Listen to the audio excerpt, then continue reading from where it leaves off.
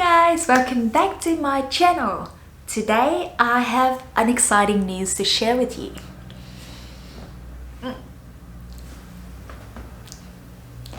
I'm engaged! As you can see, I'm wearing 2 rings and I will explain later in the video the reason why. I still can't believe that I'm about to be someone's wife. Yeah, it's very surreal. It took me a couple of weeks to process all of my feelings and get used to calling him fiancé instead of boyfriend. When I announced our engagement on my Instagram, a lot of you guys sent us congratulations messages, which are so heartwarming and we truly appreciate. Since you guys have been so supportive of me on my channel, I thought this is the perfect time for me to let you in on my love life and share with you this amazing news. This video will be a full-on story time with me talking about our relationship, how we met, the lead up to the proposal, and all the details on the proposal day. Before we get into it, don't forget to give this video a big thumbs up and subscribe to my channel if you haven't already. That will help out my channel so much. Now grab some snack, drinks, and let's go. So first thing I will talk about how we met. I never share much about our relationship on my channel because my now fiancé is a very private person and I totally respect that. Here's a brief story on how we met. We met around Christmas 2017 on OkCupid.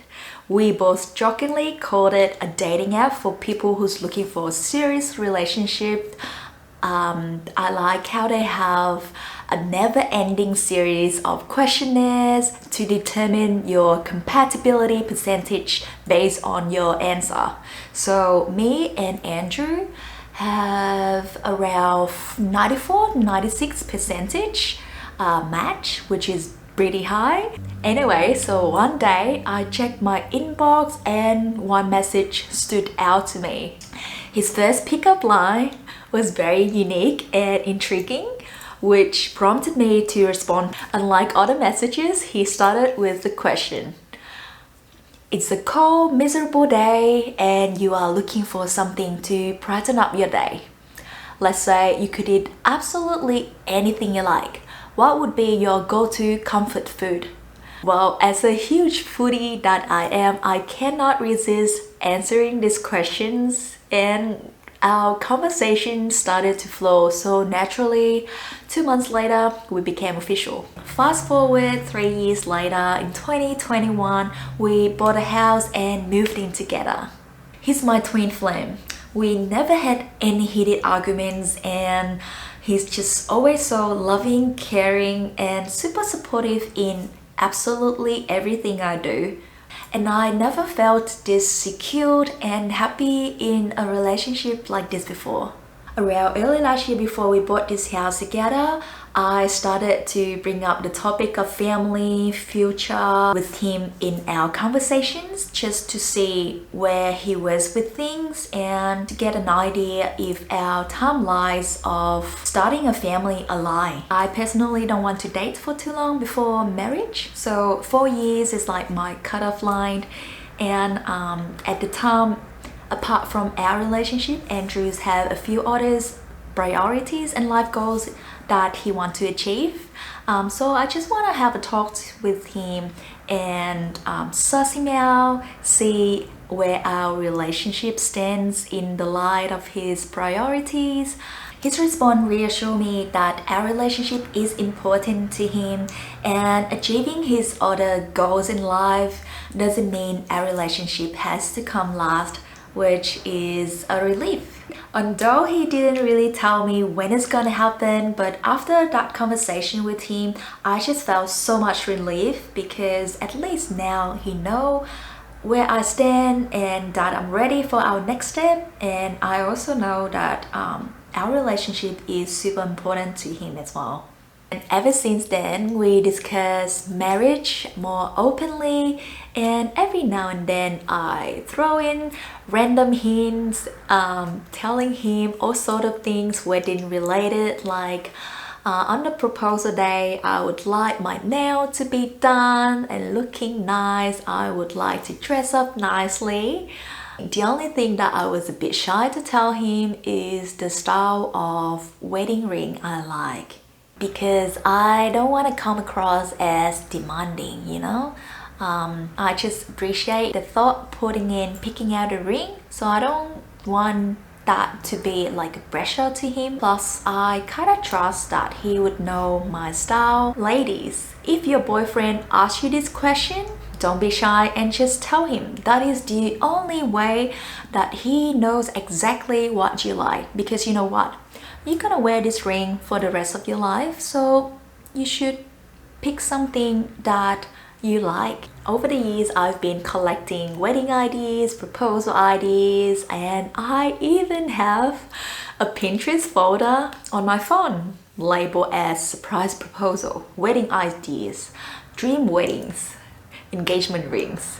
And I was actually secretly hoping that Andrew would somehow come across it and see what I like. But that never happened because we really respect each other's privacy. At that time, a friend of mine got engaged and she actually told me she clearly communicated what style of ring she likes to her fiancé, and that is why he picked out the exact ring that she loves. It's not demanding, it's just knowing what you like and be honest about it. As long as you don't expect or ask for a big rock that he can't really afford, talking about ring style is totally fine. After that, I went home and I showed Andrew my rings Pinterest collection so he has an idea.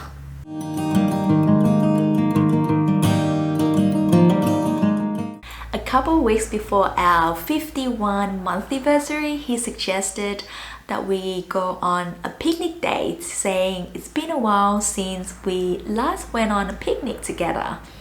I didn't think much at all because he has always been sweet and caring and romantic like that. And then when the day was approaching, he asked me if I can help dye his hair for him, and in return he will do my nails for me. I thought to myself, yeah, it's a fair trade, let's do it. Although it's a little bit strange because he never did my nails for me before without me asking. Also, he kept reminding me that the picnic day is on this weekend, so make sure you do not double book yourself, and he insisted on cooking and preparing for all the picnic food, which usually is our shared responsibility. At this point, I started to catch on and felt like there must be something going on. I remember one day, very early in the morning, a delivery came and he was just charged to the door very quickly and pick up the package. When I asked him, what is it? Because he's usually just tell me, oh, I'm expecting a delivery for this and this.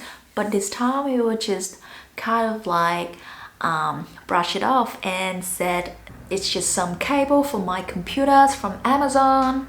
Later on, he told me that day the delivery was for the ring box that he ordered because he thought it looks cooler than the original ring box that came with the ring. The night before the D-Day, an old friend of mine came down to visit from Sydney with her husband, and we had double dates. It was very fun and it's kind of like set the mood for the following day.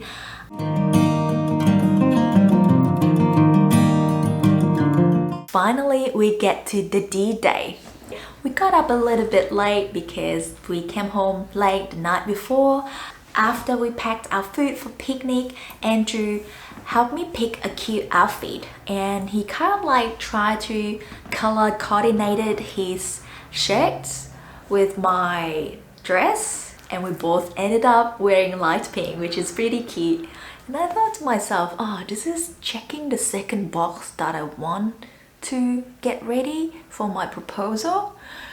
He never did this before. It's a bit unusual because I am usually the one who plans outfits for us. My instinct told me this must be it, but at the same time, I didn't want to get my hopes up, so I tried not to think too much about it and just enjoy the day with him.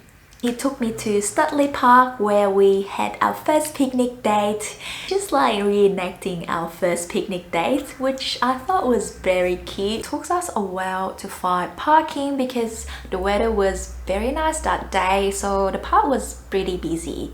Luckily, by the time we found parking and set up our picnic rug and food and everything, everyone started to leave and the park quieted down a lot. The weather was perfect, we chatted away, enjoyed each other's company, and I noticed he ate very little. When I asked if he was feeling okay, he said he was just full, which I thought was a bit strange because he's usually a big eater, and that day he barely ate anything.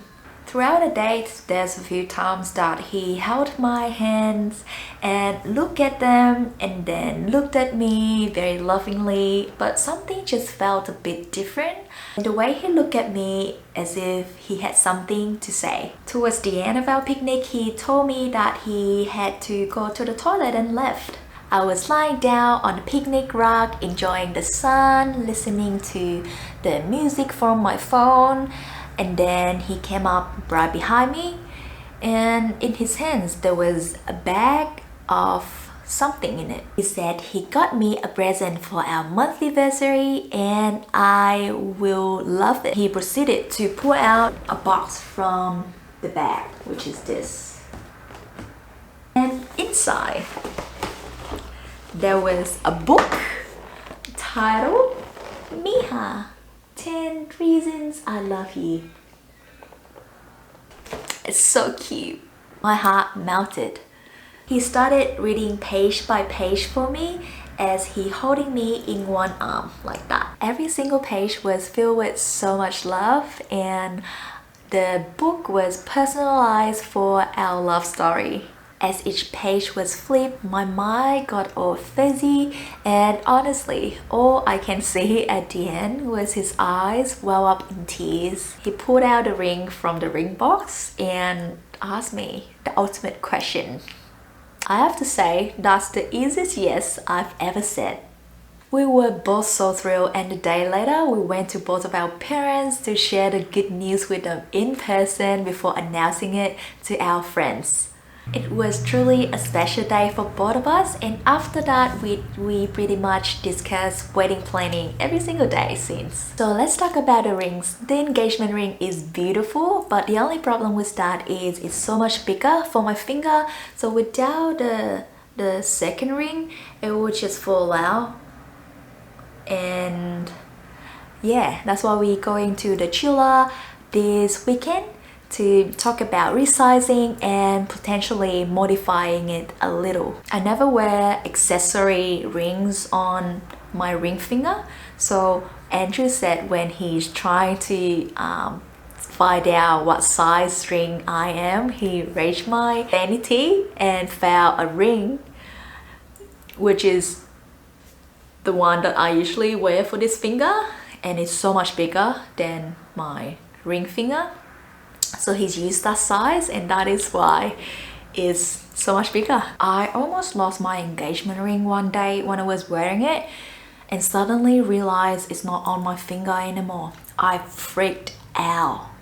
I cried so much, and Andrew helped me. Went around the house, looked at everything, and luckily it ended up in my light box when I was packing up after filming. Must have fell down. Ever since, I kept my engagement ring in the ring box until it's get resized. After Andrew saw me freaked out, crying, thinking I had lost my engagement ring, he took me to a jewelry store the next day to get me the second ring so I can wear it until my engagement ring get resized.